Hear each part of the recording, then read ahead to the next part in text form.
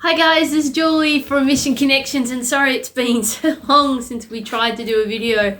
Life gets crazy for all of us. Thought we'd just do a little mini video, since we promised you one, on conversations with Japanese and what we've learned along the way. So I guess obviously the first thing to remember is when we talk to all these people on Hello Talk, you can select what gender, what age. So I've spoken to people anywhere from the ages of 18 all the way to 50 or 60 years old, which I'm in my 50s, believe it or not. So anywhere in between. Everyone is a little different in different regions and prefectures of Japan, so they have our own cultural idiosyncrasies, if you like, besides them being inherently Japanese. And when we're trying to talk to them, it depends on their level of English. So some speak English pretty well. Others are very hesitant to create sentences. So sometimes we have to give them a hand. I haven't done my TESOL yet. If you don't know what TESOL is, it's teaching English as a second language. I'm hoping to do that sometime this year. So hopefully that will give me a better platform in being able to help them along. Because while we all know English, teaching it to a culture that doesn't understand the expressions of the English culture, it's kind of like trying to explain colours that they've never seen before. So basically, of course, when we talk about English, we have the subject, the verb, and the object. In Japanese, of course, certain things are different. So the verb is at the end and the object is somewhere in the middle. So when you try and translate Japanese, it sounds really weird because it's all backwards compared to what we know. So trying to have conversations with people when you're speaking in English and they're speaking in Japanese and trying to converse can be full of its own pitfalls. So some of the things that help is not trying to speak in rapid fire way. I am from an admin background, and often I have to talk really quickly because time is of the essence. So one of the things that I've actually had to learn is to slow down my speech, and it's particularly when you're trying to explain something to Japanese people or to anyone who doesn't have English as their first language. And the other thing is avoiding certain slang words. We use a lot of slang in Australia, and we'd love to shorten things down. Arvo, servo, etc., etc., etc. And we use a lot of adjectives, and while a lot of our adjectives are in the Japanese vernacular, there are some that are not quite translatable. They're not adjectives as such, but they're called onomatopoeias, which are more like a sound. Example, crunchy. I have my dog next to me. Animal sounds like dog in dog sound like a bark or woof in Japanese is one. So when you're trying to explain certain sounds and adjectives into English or the other way around, there can be a lot of confusion because they don't understand exactly what we're saying. So you try to avoid using certain adjectives that they might not use. There are going to be things in the Australian culture that they probably won't understand so well. So a lot of the time they ask me about the environment in Australia, particularly in my home state of Victoria, and I have to try and explain the word bushfire. Now, they don't actually have that kind of natural disaster very much in Japan, probably virtually none, as many of you know, or maybe you don't. Tsunami, earthquakes, landslides, and like tropical cyclone type weather or typhoon weather is sort of the type of disasters they can have in, various strengths. While in Victoria, we don't have anything like that. We get rain, of course, but when it's hot and the ground is dry, we have bushfires. So I had to explain what a bushfire is to a culture that's never even experienced it before. So there is sort of things like that.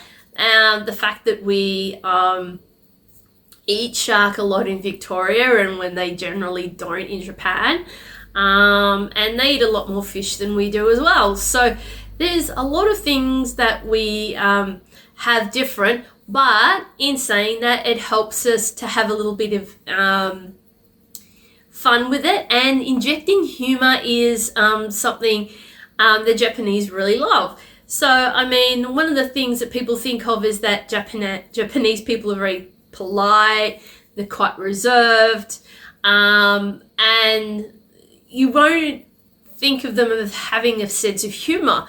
Well, they actually do have a sense of humor, and when you learn certain words in Japanese, or actually use sentence ending phrases that actually emphasize what you're saying, while you might be a little bit more serious about it, it comes across a little bit humorous to them, and it kind of helps with breaking the ice. So it really does speed along the language and helps the relationship. One of the things I learned about interacting with Japanese people that probably is something you should not say is saying that you are friends. We probably haven't talked all that much about the in-group and the out-group in a lot of our videos, but we actually use something similar in the Australian culture, but we probably don't formalize it quite like they do. So your in-group would probably be your close family unit, brothers, sisters, mum, dad, some extended family members, grandparents, in a family in-group, and then they have their work in-group would be co-workers, department chief or section chief, and then there's their seniors. We don't formalize things quite like that, but yes, there is a certain unspoken rule about our relationships with these people, but they have it in a strict sense. It's also the fact that they, when they're out in public, they're a lot more formal with people that they don't know, which is possibly why if you ever do visit Japan, generally Japanese people don't come up to strangers, they don't talk to them, because they are outside of their group. Making friends that way can be very difficult. Now, for some reason, when they come here, and I've met a few people that have fallen into this category, they are totally different, because they certainly understand that in comparison to Japan, Australia is a much more relaxed culture. And but though we have certain differences, being friendly and attentive and listening does definitely help you form relationships. Also with the Hello Talk, it's we don't use face-to-face video chats. Most of the time we're talking without seeing each other, so I guess unless they see a photo of me or a picture of me on the chat in Hello Talk, they don't know what I look like. And vice versa, I don't know what they look like either. So we have no preconceived ideas about each other going into conversations. And And it really helps us to get to know each other without any assumptions about the person that we're talking to. What kind of people have I talked to? I've talked to professionals, nurses, civil workers, and retirees. So, and some are still in school, university as well. It's not always easy to talk to them because they're very busy in their lives and there's a lot to do, but there's certain times of the year that we get together.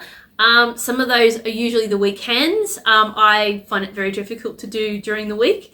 I'm doing a video right now during the week in my work clothes. So we just work with what we have. Of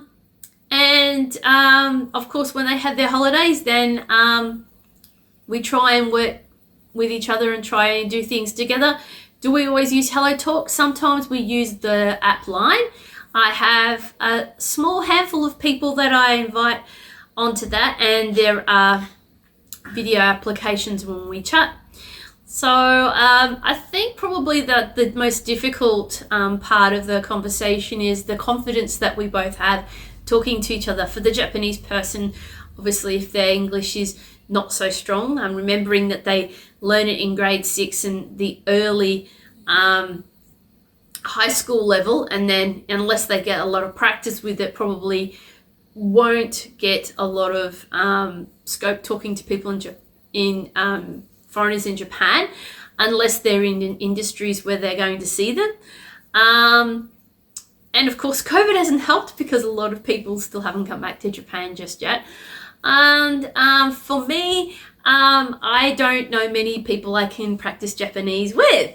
So I just found out not that long ago that our senior pastor's wife actually does speak Japanese. So hopefully that may help me to be more confident. So it's one of those things that you probably have to learn and practice all the time. I can read the language really well. Kanji is still something I struggle with a little bit. The reason for that is that some of it is a picture language, but sometimes, well, a lot of the time they actually stick different kanji together and it doesn't always mean what you think it means. It's a very descriptive contextual language. So, for example, the word for foot and leg is the same word, ashi. So there you go. And depending on what you're talking about, like, I kick the ball with my foot. You're obviously you'd have to try and put it in the right way and make a good description, and to the point where people go, oh, you're talking about your foot, not your leg. So that's just a few complexities that come with the language. So this is just a short video that I've done. Sorry, my co-host here, Charlotte, is a little bit bored by it all. Thank you so much, guys, for this short video. We're going to do a quiz one very soon, and in April it'll be a video that we'll probably be piecing together over a period of time, where we're going to have a look at some of the unique Japanese eateries that we have here in Australia, and hopefully we'll get some good footage for you. From all of us here at Mission Connections, including my little furry co-star, have a great day. And if you haven't liked and subscribed, make sure you check the bell, and so you get notifications of what we're doing. And also, we are on social media. We're on, obviously, YouTube, Facebook, and Instagram. And even she has her own Instagram channel as well. So thanks so much, guys. We'll see you next time in the next video. Ciao, Martine. See you next time. Bye.